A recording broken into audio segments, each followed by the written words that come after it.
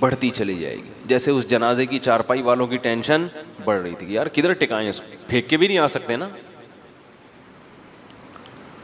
तो अल्लाह ने मिसाल दी है क्या ज़ुलुमातिन फी बहर, फरमाया बहुत सारे अंधेरे हों और कोई शख्स समंदर की तह में हो, फी बहरिन लुज्जियिन, समंदर भी बहुत जोरदार लहरों वाला गहरा समंदर जिसकी गहराई में बहुत ज्यादा अंधेरा होता है, वक्त भी रात का हो, यग़शाहु मौजुन मिन फौक़िही मौज, मौज के ऊपर मौज चढ़ी हुई है, ऐसी गहराई वाला समंदर, मिन फौक़िही सहाब, और काली रात में बादल भी हों काले जो सितारे और चांद की रोशनी से भी रुकावट बन रहे हों। और अंधेरे का ये आलम है, इज़ा अख़रज यदहू लम यकद यराहा, जब अपना हाथ निकाल के वो देखना चाहता है तो इस बात का कोई इम्कान ही नहीं है कि हाथ भी देख सके, ये नहीं कि हाथ देख नहीं पा रहा, ये मुमकिन ही नहीं है, इसका भी तसव्वुर नहीं है। तो बयानुल कुरान में ये लिखा है, उसमें बलागत के नुकात भी होते हैं। उन्होंने लिखा है कि हाथ की मिसाल अल्लाह ने क्यों दी है। इज़ा अख़रज यदहू, अल्लाह ने कहा कि इतना अंधेरा है कि हाथ निकाल के देखना चाहे तो वो भी नज़र नहीं आता। फरमाया इसलिए कि हाथ को अपने हिसाब से करीब और दूर कर सकते हैं। बाज़ लोगों की दूर की नज़र कमज़ोर है, बाज़ की करीब की नज़र कमज़ोर है। हाथ के अलावा जो है ना, हाथ जब आप ऐसे करें, ऐसे कर लो, थोड़ा दूर कर लो, यूँ आंखें फाड़ के थोड़ा सा, और अपने हिसाब से मैनेज कर सकते हो आप उसको। अपना हाथ भी अगर सुझाई नहीं दे रहा, किस कदर अंधेरा होगा। तो अल्लाह फरमाते हैं इस शख्स की मिसाल है किसकी, जिसके पास हिदायत की रोशनी नहीं है। जैसे ये हैरान सरगर्दान सफ़र करेगा, अब इसको क्या पता कि अगला कदम मैंने कहाँ रखना है, अगले कदम में खाई है या फूल बिछे हुए हैं या कालीन बिछे हुए हैं। सारी ज़िंदगी इसी कसम पुरसी में गुजारेगा जो शख्स, उसकी दिल की हालत क्या होगी, दिमाग की हालत क्या होगी, कैसी परेशानी होगी। ये दुनिया का अजाब है उन लोगों के लिए जो शरीयत को फॉलो नहीं करते। हर शख्स को खुश करने की कोशिश में लगे हुए हैं। दाढ़ी क्यों नहीं रखी जाती, लोग क्या कहेंगे। तो क्या बगैर दाढ़ी वालों से लोग खुश हैं? हैं भाई, मैं अच्छा नहीं लगूंगा, मुल्ला मुल्ला सा लगूंगा, लोग क्या कहेंगे। तो भाई लोग तो अल्लाह ताला ने यानी दुनिया में सज़ा क्या दी है। मैं ये अर्ज़ कर रहा था कि हम दुनिया को खुश करने के लिए काम करते हैं, मगर दुनिया खुश कि हम भी क्या करते हैं। काफिर तो मुकम्मल कंफ्यूज होता है, मुसलमान आधा तीतर आधा बटेर। वो कलमा तो पढ़ लेता है, जन्नत जहन्नम पे यकीन भी कर लेता है, लेकिन आधी शरीयत को फॉलो करता है। वो इतवार को बयान सुनने आ जाएगा, जुम्मे का बयान सुन लेगा, लेकिन बहुत सारी चीज़ों में क्या करेगा, यार नहीं यार ये बीवी नाराज़ हो जाएगी, यार ये तो अब्बा, ये तो दोस्त बोलेंगे यार तुम तो प्रोफेशनल मौलवी लग रहे हो बिल्कुल ही यार, तुम तो बिल्कुल ही यार यानी अजीब से हो गए हो। इस तरह की बातें लोग करते हैं। तो ऐसे लोग ये समझते हैं कि हम लोगों को खुश करके सुकून की ज़िंदगी गुजारेंगे, हालांकि वो सुकून की ज़िंदगी नहीं गुजार सकते। क्यों? कुरान ने इसको बड़ा अच्छी मिसाल से समझाया है। फरमाया ज़रबल्लाहु मसलन रजुलन फ़ीही शुरकाउ मुतशाकिसूना व मसलन व रजुलन सलमन लिरजुल। फरमाया बताओ एक आदमी ऐसा है जिसके कई आका हों, कई महबूब हों, और वो कई महबूब भी ऐसे हैं जिनके मिजाजों में आपस में बड़ा इख्तिलाफ हो। कई महबूब ऐसे हैं जिनके मिजाजों में आपस में, मिसाल देता हूं, किसी की 4 बीवियां और चारों अपोजिट दिमाग की हैं, तो वो डिप्रेशन का मरीज बनेगा कि नहीं बनेगा? चारों को खुश रखना उसके लिए मुमकिन होगा ही नहीं। चारों का मिजाज बिल्कुल अलग, चारों फड्डेबाज। वो कहती है मेरी दावत कबूल करो, मेरे यहाँ नाश्ता करो, कह रही नाश्ता आपने मेरे यहाँ ही करना है। तीसरी कह रही है नाश्ता तो आपका बाप भी मेरे यहाँ करेगा। चौथी कह रही है नाश्ता रोजाना किसके घर होगा? मेरे। एक के अब्बा SHO हैं, एक के DSP, एक के आर्मी में कर्नल हैं, और एक के अब्बा इलाके के नाजिम हैं भाई, और होलसेल के हिसाब से साले भी हैं। अब चारों का मुतालबा क्या है? नाश्ता किसके यहाँ होगा? आप कहोगे भाई नाश्ता तुम्हारे यहाँ, लंच तुम्हारे यहाँ, डिनर तुम्हारे यहाँ कोशिश करोगे ना, नहीं। मुतशाकिसून, झगड़ालू, ना ना ना, जिद्दी, बोल दिया नाश्ता आपने कहाँ करना है, इधर करना है, तो बढ़ेगा कि नहीं बढ़ेगा, ये टेंशन से बोलेगा भाई 4 पराठे थोड़ी खा सकता हूं मैं, चलो इधर भी नाश्ता कर लिया, उधर भी कर लिया, उधर भी, फिर लंच में यही फड्डेबाजी। तो चारों को खुश रख सकता है? बोलो भाई, नहीं रख सकता। एक कह रही है मुझे अपने साथ सफर पे लेके जाओ, दूसरी कह रही है इस दफा सफर पे मैंने जाना है, तीसरी कह रही है इस दफा तो इन दोनों नहीं जाना, मैंने ही जाना है। वो कुरानंदाजी करेगा, नहीं कुरे को हम नहीं मानते, चलो बेगम तुम्हें इस दफा तुम्हें ले जाता हूं, अगले चक्कर में तुम्हें, नहीं इसी दफा मैंने भी। मुतशाकिसून का मफहूम समझा रहा हूं आपको, फड्डेबाज। हर एक की ख्वाहिश है कि अभी मेरी जो चाहत है उसको पूरा करो। भाई आप पूरे हो जाओगे इसमें, नहीं हो सकता। 4 दोस्त हैं, कोई भी 4 महबूब हैं, या 3 हैं, या 2 हैं, या कई सारे हैं, अल्लाह फरमाते हैं ये शख्स कभी भी सुकून की जिंदगी, बोलो भाई।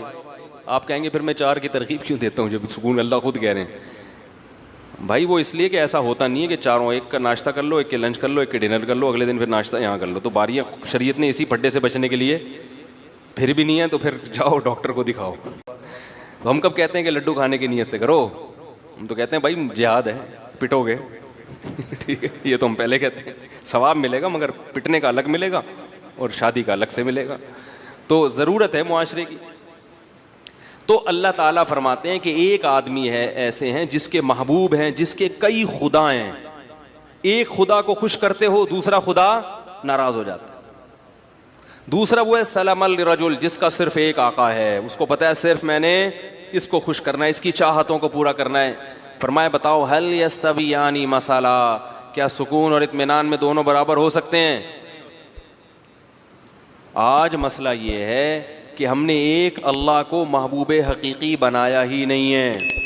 जुम्मे की नमाज़ पढ़ लेते हैं अल्लाह को खुश करने के लिए, एक आध रोज़ा भी रख लेते हैं अल्लाह को खुश करने के लिए, ईद पे नहा भी लेते हैं अल्लाह को खुश करने के लिए, लेकिन बहुत सारे काम हैं जिनसे अल्लाह नाराज़ हो रहा है, मगर बीवी बच्चे खुश हो रहे हैं, वो भी चलेगा साथ में, जहेज़ भी ले रहे हैं, नफ्स खुश हो रहा है इससे, सूद भी खा रहे हैं, बैंक की जॉब भी कर रहे हैं। रमज़ान में जिस दिन देखा कि यार ज़रा आज बड़ा मुश्किल लगेगा, ऑफिस में दिल नहीं लगेगा अगर मैंने कुछ खाया पिया नहीं, तो रोज़ा गोल। एक साहब का मेरे पास फ़ोन आया कि हज़रत मैं वो 11 बजे ऑफिस आया हूँ, मैंने सोचा था कि अगर गर्मी सख्त हुई तो छोड़ दूँगा, गर्मी कम हुई तो रख लूँगा, तो 11 बजे मैं नियत कर सकता हूँ, आज मौसम अच्छा है। मैंने कहा यार तुम अजीब आदमी हो, रखना है भाई ये तो रखना ही रखना है। तो कभी किसी को माबूद कभी किसी को माबूद, तो इससे लोग क्या होते, और ये सब क्या हैं, एक दूसरे के मुखालिफ भी हैं। सारी मखलूक को, सारे इंसानों को आप कभी भी खुश, सारे रिश्तेदारों को खुश नहीं कर सकते। अम्मा को खुश करो तो बीवी नाराज, बीवी को खुश करो तो अम्मा नाराज, बहनों को खुश करो तो बेगम नाराज। अजीब सा हिसाब चल रहा है, तो कहीं भी नहीं हो सकता। इसलिए एक कानून बना दो भाई, हमारा रब कौन है? अल्लाह है, सबसे पहले वो है, बाकी सब उसके बाद। नाराज होते हो तो होते रहो, तुमने भी मर के मिट्टी हो जाना है, हमने भी मर के मिट्टी। इज्जत करोगे तो अच्छी बात है, नहीं करते तुमने भी मिट्टी। जिन्होंने इज्जत की है फिरौन की है भाई, वो फिरौन भी गया और वो इज्जत करने वाले भी गए। फिरौन गर्क ना भी होता तो भी अब तक तो वैसे ही मर चुका होता। तो वो रंग रलियों पे ज़माने की न जाना ए दिल, ये ख़िज़ा है जो अंदाज़े बहार आई है। जितनी मर्दी इज़्ज़त हो, शोहरत हो, मिट्टी में दफन करने के बाद ना 2-4 दिन के बाद कोई भी याद नहीं करता। ऐसी दुनिया की हकीकत है। शोहरत से तो कभी भी मुतासिर नहीं होना चाहिए, अपनी भी या किसी और की भी। बड़े बड़ी लोग आए हैं दुनिया में, बड़ी बड़ी शोहरतें हासिल हुई हैं, गायब मरे तो 2-4 दिन लोग रोए हाय हुए किया, ख़त्म कहानी। तो इसलिए सबसे ज़्यादा मज़े की ज़िंदगी में वो है जिसने एक अल्लाह को अपना रब बना ली।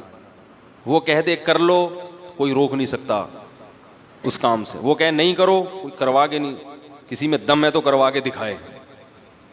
मैं जब वज़ीराबाद गया, पुरानी बात है, ये वाक़यात सुनाने का मकसद कोई अपनी किस्से कहानियाँ नहीं, जो बात कुरान की बताना चाह रहा हूँ वो दिल में बैठ जाए। मैं जब वज़ीराबाद गया ना, तो वहाँ वो लोग भी सुनते मेरा बयान, तो वो ये पुरानी बात है, तकरीबन 13-14 साल पुरानी। तो उन्होंने 1 महीना रमज़ान का मैंने वहाँ गुजारा, वो मेरे दर्स हुए, उन्होंने बड़ा मेरे दर्स को पसंद किया। तो उन्होंने मुझे कहा कि आप यहीं ठहरें, अब आप यहाँ इमामत भी करें और यहाँ खिताबत भी, हम आपको इतनी तनख्वाह देंगे, हज कराएंगे, ये करेंगे, बड़ा भारी भरकम लालच। मैंने कहा नहीं, मैं तो कराची वापस जाऊँगा। मैंने कहा नहीं, मैं तो, बच्चे भी थे मेरे साथ, बहुत इकराम किया उन्होंने, वाकई बड़ा इकराम किया। वज़ीराबाद में एक मस्जिद है दारा कबूतरा के नाम से, वो लोग सुनते हैं कभी कभार बयान तो सुन रहे होंगे। यानी 1 महीना मैंने अपने घर से खाना, कहते ने 1 महीना नहीं खाए, कोशिश के बावजूद कि भाई आज हम ज़बरदस्ती मुकाबलेबाजी, सुबह सहरी में खड़े होते थे, ये दूध लेके दही लेके, भाई खुद बनाने दो यार घर में, आदत ख़राब हो जाएगी, नहीं। फिर वो इफ्तारी में फिर खाना, वो भाई मज़े ही मौजा ही मौजा। पंजाब वाले माशाल्लाह खिलाने पिलाने में, कराची वाले भी खिलाते हैं, पंजाब वाले खाते भी हैं ना, तो जो अब वो अपने हिसाब से फिर खिलाते हैं। कराची वाला दो नहीं वाले, वो खुद भी पेट भर जाएगा उसका, आपको भी वो समझेगा पेट भर गया, सामने वाले सेहतें नहीं है यहाँ पे। तो अब क्या हुआ है कि वो रोज़ाना सुबह मजलिस होती, मेरा दर्स के बाद वो बैठते, भाई आप यहाँ ठहरे, मैं कहता नहीं मुझे जाना है वगैरह वगैरह। 15 दिन उन्होंने ज़ोर लगाया, उन्होंने देखा टिकने का नाम ही नहीं ले रहा। उन्होंने कहा आपको प्रॉब्लम क्या है? मैंने कहा भाई मैं, जो मेरे उस्ताद हैं, जो मेरे शेख व मुर्शिद हैं, मैं उनका आदमी हूँ। मैं क्या हूँ? मैं उनका आदमी हूँ। जब मैं मदरसे में आया था तो मैंने अपने आप को उनके हवाले कर दिया था कि अब अपनी लगाम हमने उनके हाथ में पकड़ा दी, क्योंकि उन पर एतमाद था। ऐसे ही किसी के हाथ में नहीं लगाम पकड़ाई जाती, पहले उनको परखा अच्छी तरह, भाई इनमें दुनिया की मोहब्बत नहीं है और इल्म भी इनका कामिल है। तो अब हम बच्चे हैं, हम बजाय इसके कि अपनी ज़िंदगी को ख़ुद मुतय्यन करें, किसी बड़े के हवाले कर दो। उन्होंने हमें पढ़ाया, उन्होंने हमें लिखाया, ये सारा इल्म जो हम यहाँ आके आपकी ख्याल के मुताबिक मोती बिखेर रहे हैं, सब उनकी मेहनत है। अब हमें पैसों की ऑफ़र आ रही है तो हम उनको टाटा करके चले जाएं, ऐसा नहीं होगा। तो मैंने कहा कि उनको लेटर लिखें, वो अगर मुझे कहेंगे ना कि यहीं ठहरो, तो आप मुझे यहाँ से भगा के दिखाओ फिर, ठीक है। अगर वो मुझे कहते हैं कि ये मस्जिद से जाना नहीं, तो मैंने कहा फिर आप मुझे यहाँ से भगा के दिखाओ। और अगर वो कहते हैं कि यहाँ नहीं रहना, मैंने कहा आप जंजीरें बांध लो, मुझे जैसे मौका मिलेगा मैं वो काट के भाग जाऊंगा। बेलगाम ऊंट जो होता है ना, शुतर बेमुहार, कभी उधर भाग रहा है कभी उधर भाग रहा है, वो किसी काम का नहीं होता। मरकज से इंसान को हमेशा जुड़े, पहले मरकज मुतय्यन करने में टाइम लगा है। ऐसा नहीं कि किसी पे भी एतमाद करके अपनी ज़िंदगी की लगाम उसके हाथ में दे दी, ऐसा नहीं है। परखना पड़ता है, जांचना पड़ता है। मैंने कहा हमें अपने बड़ों पर अल्हम्दुलिल्लाह भरपूर एतमाद है। 8-10 साल उनकी सोहबत में हमने गुजारे हैं। मेरा ये ख्याल है कि मुझे इनसे ज़्यादा बेहतरीन लोग इस दुनिया में मिल ही नहीं सकते थे। अल्लाह ने पता नहीं वालदैन की कौन सी नेकी कबूल की, ऐसे लोगों के पास हमें पहुंचा दिया। तो उसकी बरकतें हैं, अल्लाह ताला टूटा फूटा काम ले रहा है। तो उससे देखो ये फ़ायदा क्या हुआ मुझे कि ख्यालात मुंतशिर नहीं हो रहे, सुकून आ गया तबीयत में। भाई वो कहेंगे तो कर लेंगे, नहीं कहेंगे तो नहीं करेंगे। वरना इंसान सोचता, मैंने ऐसे लोगों को भी देखा, उलमा को भी, जो परेशान कि क्या करें अब, उनकी ज़िंदगी भी किस में गुजर रही है, परेशान। फिर पैसे की मोहब्बत आ जाती है, यार दीन के तो ये वाले, उसमें पैसा ज़्यादा है तो उधर चलो। जब पैसे की तरफ आए तो फिर पैसा असल मकसद बन गया, तबाह हो गए। तो हमेशा इंसान की सुकून किस में है कि वो उसको ये पता हो कि मैंने किस ट्रैक पर ज़िंदगी गुजारनी है, उसमें सुकून है इंसान की तबीयत में, आराम से सुकून से। अकाबिर परस्ती अलग चीज़ है। अकाबिर परस्ती का मतलब ये कि आपके बुजुर्ग कुछ भी उल्टा सीधा करें, आपने उनको सही करना है, ऐसा नहीं है। अल्हम्दुलिल्लाह ये नहीं है। हमारे बड़ों से भी बाज़, हमारी कोई हैसियत नहीं है, लेकिन बाज़ चीज़ों में हम बोल देते हैं कि भाई ये वाली राय हमारी नज़र में, मेरे शेख तो 4 शादियों के कायल नहीं है, मैंने इसमें अपने शेख की मुखालफत की है, ठीक है, वो नहीं कायल है इसके। वो कहते हैं ज़माने में, मैंने कहा नहीं होनी चाहिए, मेरी दलाइल है, इस पर किताब है। मैं कहता हूँ भाई मुझे इन दलाइल का कोई जवाब दे। शेख के बारे में ये तसव्वुर कि भाई वो दूसरे कामों में मशगूल हैं, दीन के कामों में, उनको इस टॉपिक पर सोचने का मौका अगर वो सोचते तो वो भी यही कहते हैं जो मैं कह रहा हूँ। नहीं मौका मिला तो छोड़ो उनको अपने हाल पे, आप अपना चलो। लेकिन उनका भी ज़र्फ इतना बड़ा है कि उनको भी पता है कि इसकी एक इस बारे में राय है, और जो चीज़ हलाल है उसमें वो पाबंदी। तो ये भी तो सिलेक्शन है ना हमारी, कि ऐसे लोगों को हमने सेलेक्ट किया है। उनको भी पता है कि हुदूद से, मुरीद को अपने हुदूदुल्लाह से बाहर, बाज शेख क्या करते हैं, मुरीद ने शादी की खानका से किक आउट, या मुरीद ने कोई टोपी ट्रेंड नहीं करवाई तो खानका से किक आउट। तो भाई ये ट्रेंड वेंड ये जो है तो शरीयत थोड़ी है ये, तो हुदूदुल्लाह पर कायम। खैर, तो सुकून किस में है? सुकून एक को बड़ा बनाने में, और वो असल कौन है? अल्लाह।